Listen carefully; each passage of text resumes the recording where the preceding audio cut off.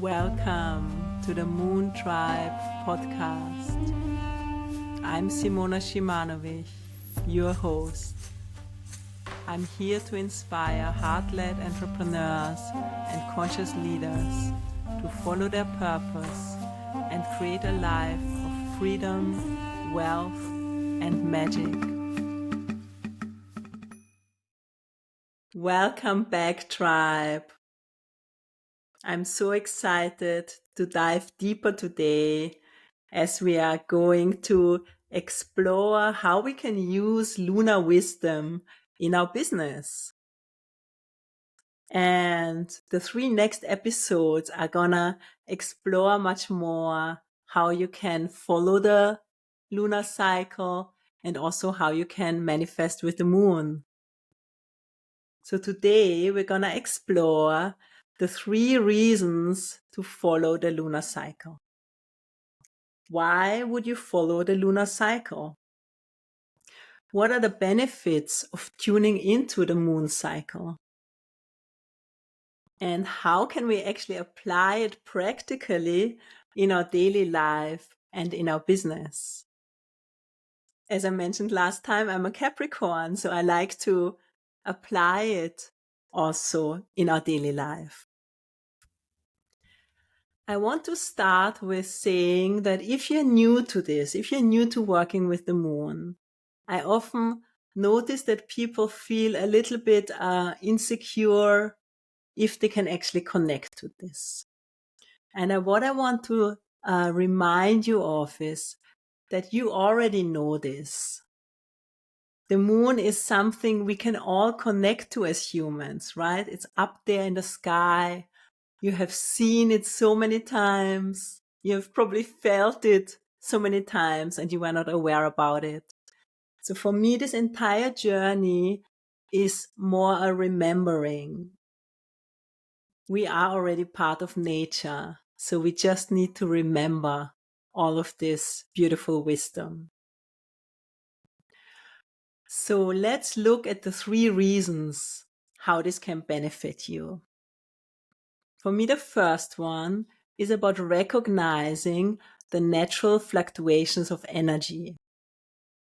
For me, this has been such a huge journey in these last years of understanding that often, especially in the Western culture, we think about time as something that is linear, going from the past to the present to the future. But actually, if we look at nature, everything moves in cycles. Time moves in cycles. And the cycle is not so much as kind of looping on the same spot, but you can imagine it more like a helix spiraling up. So we complete one cycle and we continue the next one and we continue the next one. And this is how everything in nature evolves. So nature evolves in cycles. Once you realize this, you can observe it everywhere. The beauty is that this same phenomenon is found on the micro level all the way to the macro level in the cosmos. And like a fractal, it's all connected. So starting with a very personal, intimate micro level, which is our own breath. The cycle of our own breath, with the inhale and the exhale. And we're going to do a short practice as well after, just to connect you a little bit to this very simple idea of the cycle. Then, of course, we have the cycle of the day, right? Each day is such a microcycle. We have the morning, the midday, the afternoon, the evening, and the night. And then it starts over again with the morning. We have the cycles of the tides of the ocean, right? There is the low tide and then the rising of the tide and the high tide and then going down again. If you've been surfing or working with the oceans, you know about this.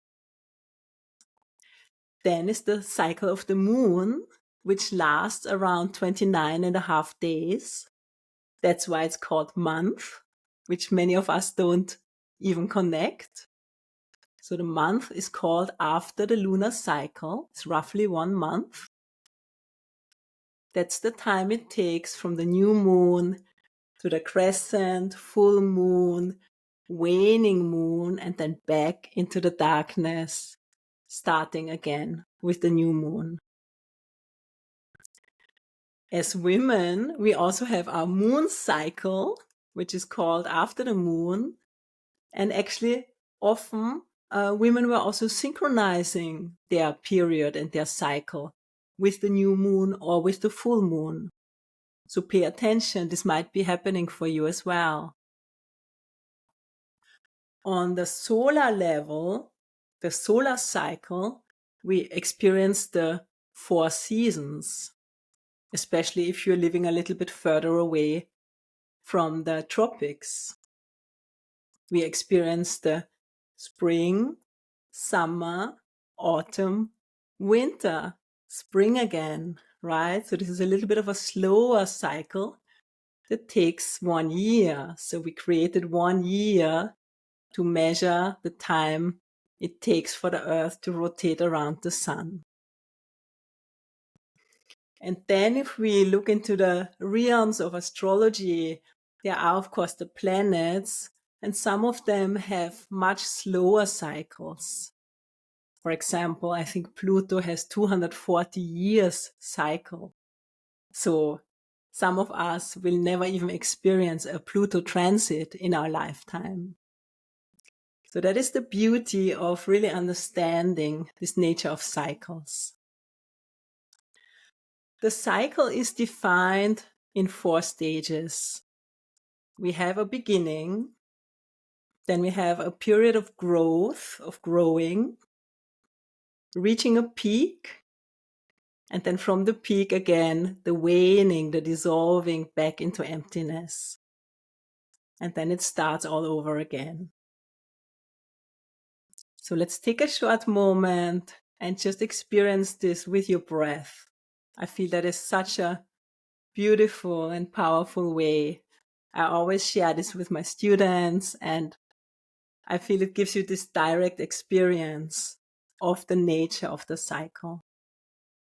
So if it's safe for you, if you are in a place where you are, where you can take a moment for yourself and close your eyes, then you can do that now with me, or maybe come back later to this episode. Just take a moment to sit quietly. Maybe close your eyes if you like. And just take a deep breath in, all the way into the belly. And a slow exhale, all the air out. Keep exhaling, keep exhaling. Good. Relax your body. Now let's take a deep inhale together, filling up the chest, filling up the belly. Breathe in a little bit more air. Pause. And then a slow exhale, releasing all the air. Keep exhaling. Keep emptying your belly. Pause on empty. This is the moment of the new moon, this new beginning. And now inhale, this period of growth, of waxing, crescent moon. Fill up, drink in a little bit more air. Now hold on the top. Feel this fullness, the peak of the cycle, the full moon. And then slow exhale, slowly release the air out, relax the body, releasing, emptying. This time of dissolving, emptying back into nothing, into darkness. Stay on empty for a moment. This moment of the new moon, the emptiness. And then continue with a slow breath. Just noticing the feeling of experiencing this quality of the cycle in your body. Then keep breathing slow and deep. As you slowly bring your awareness back, you can wriggle your fingers, wriggle your toes, and slowly blink your eyes open again, coming back into the space. This very short breathing practice is just for you to experience directly in your body this quality of cycle. And when we inhale, there comes a point when we reach the peak. We can't keep inhaling forever, right? It has to pause at the top. And then there needs to be a period of releasing, of letting go, of emptying. And only then we can inhale again. So that is the beauty of these yin and yang qualities in the cycle. So these 4 stages are represented in so many ways. Once you understand it, you can really start to notice it everywhere. But I want to bring to your attention, for example, very powerful, if you experienced in the shamanic traditions, they work with the 4 directions, right? And invoking the 4 directions. And there we have a very clear image of these 4 stages. We have the direction of east. East is connected with the spring. It's the new beginning. It's like the children. It has a playfulness, a joyfulness. East is where the sun is rising. So it's the beginning of the day. It's the morning, right? Then going into south. South is this moment of the peak, of the fullness. So that is connected to summer, to midday, the midsummer, right? The full moon.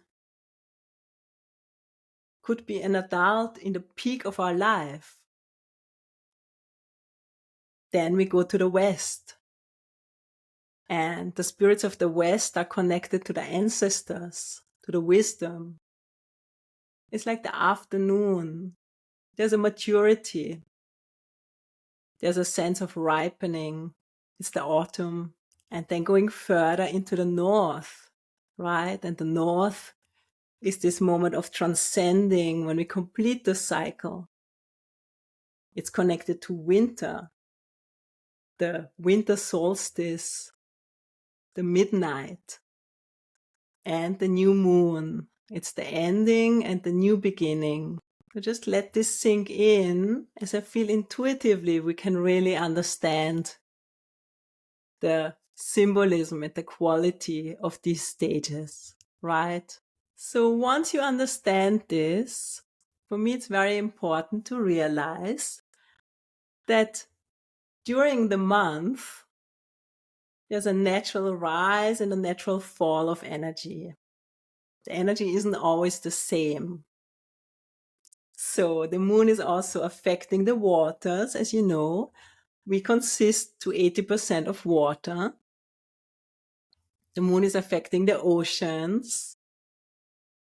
And so the energy of the moon affects us as well. Most animals can feel it.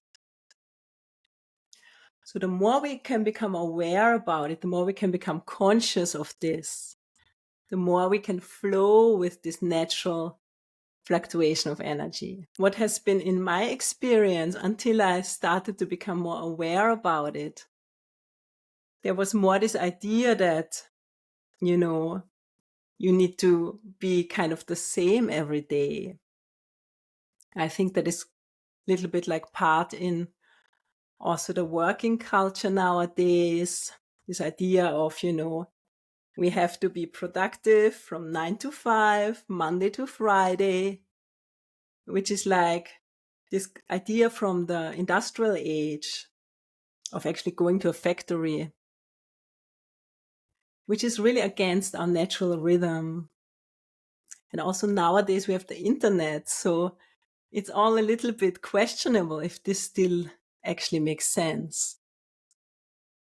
And we are not like robots. We are not always the same Monday to Friday, 9 to 5. right? I think every woman, probably every man knows this. If you just think about the time around the winter solstice, everyone is more tired around this time. So we should naturally rest more and not work the same as during the summer, right? So that just as a little bit of food for thought. For me, and what I love so much about being an entrepreneur is we are actually lucky to have the freedom to adapt our schedule, right? We have the time freedom to choose if I want to work a little bit shorter or longer or another day or move a certain appointment. It's not always possible, but we have definitely more time freedom being our own boss. And as women having our moon cycle, I would say probably most women, if you're having the first days of your period, you probably wouldn't want to plan a big presentation on this day. I think most of us would be probably like, no, no, no, try to plan around it, try to avoid it, right? And so just to be clear that this knowledge is very practical, right? We can plan in a way so we can show up at our best, understanding the nature of these cycles.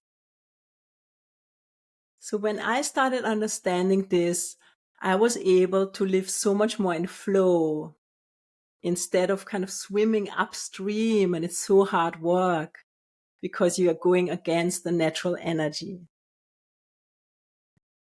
And what happens if we don't listen to this? Because, and I think this is very common in our culture, that many of us push ourselves too hard and we get exhausted. And burnout is very common in our society, which I think is a direct consequence of this lack of awareness. So, for example, I remember back in the days when I was still working in the office in a digital design agency in London. And I was just starting to work with the moon in this time. And I knew we were just on the day before the new moon, which is really a time to slow down and rest. It's a time where we should not be doing so much and just recover and rest. And I was kind of going to the kitchen and getting another coffee, and nothing was helping. I was just tired, exhausted. And then other colleagues started coming, and some of the guys, some were like developers and, computer scientists. So they were not really into the moon, let's say it like this. But they all were feeling the same. Everyone was saying, oh, I'm so tired today. I really can't focus. I need another coffee. What's going on? And then I shared with them and I said, actually, we're in the new moon phase. So it's interesting we're all feeling this. And they were open. They were like, yeah, interesting. And it also made me realize like our culture is so about stimulating ourselves and pushing ourselves and make another coffee and go, and you have to work until 6 p.m. And it's really against our natural rhythm. So going back to why following the moon is so helpful is because it's helping us to listen to our body again and work with our body and work with the natural energy. So this is a big part of what I'm passionate about. So the first reason, again, is recognizing these natural fluctuations of energy. And then the second reason is to understand the importance of timing. That's a big one that I work with a lot as well. So for me, following the moon has to do with understanding the importance of right timing. And you can use the moon as a cosmic timer in a way. So like, for example, if you want to start an important project, you probably won't start it at midnight unless you're really like a night worker or a night owl. So You want to find the right time to start a big project. So working with the new moon would be, for example, you do it after the new moon. That's the time for new beginnings, for starting something new. Because the energy is rising. So we can use the moon, we can use this understanding to work more consciously with the energy. And also, of course, astrology is very helpful to understand auspicious energies and the right constellations that are actually helping us. Like the current is helping you, is carrying you, so you don't have to swim against it. Of course, ancient cultures were very much aware of this. Most of them have also today a lunar solar calendar. So they don't only have the solar calendar. For example, if you've been in Bali or in India, most important rituals are actually performed with the new moon or with the full moon, right? Also the Chinese New Year, it begins with the new moon in February, which makes sense because the new moon is the beginning of the new cycle. And also everyone living close to nature just naturally was aware of this for hundreds, thousands of years. People working with the land, farmers, people who were navigating the oceans were very much aware of the night skies. And there are certain times to plant seeds, to harvest the crops, to cut your hair, right? And I think people knew this. And maybe in these last generations, a lot of this knowledge, we kind of lost touch with it. But also we can just reconnect with it, which is the invitation here. And of course, also royals and leaders have always consulted astrologers and spiritual guides to make important decisions. And that's for a reason. So I realized that nowadays astrology has been very much reduced, kind of just as an entertainment in some columns in the magazine. But actually it's so powerful and there's so much more to it. So it's recovering this knowledge that gives us a lot of power. So when we reconnect to this wisdom, it can help us make important decisions in your business and in your life. I've been now working with the moon and astrology for several years, and I'm using it very intuitively in planning my life, booking trips. Sometimes I naturally just book them right after the new moon. It just happened. Organizing gatherings, and in my business, planning events, launches. And of course, I really use the astrological birth chart with my coaching clients to help them understand their strengths in a much deeper way. And I love teaching about working with the moon and sharing astrology updates each week in my community in Moon Tribe Circle. So these, I would say, are the big reasons. Let me recap: recognizing the natural fluctuations of energy, the importance of right timing. And the third one is really the conclusion of it is about living more consciously. So understanding that we can be in flow with these natural cycles because we are not separate from nature. So the more we can remember and reconnect with the natural rhythm, life just gets easier. And for me, this is also what living consciously means. It's being more conscious, being more aware. And with this awareness, we can start to harness the cosmic energies.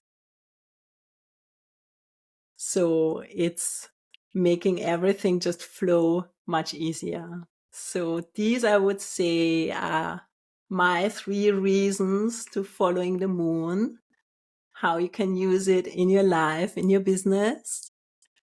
Of course, there's much more to talk about this, which we will.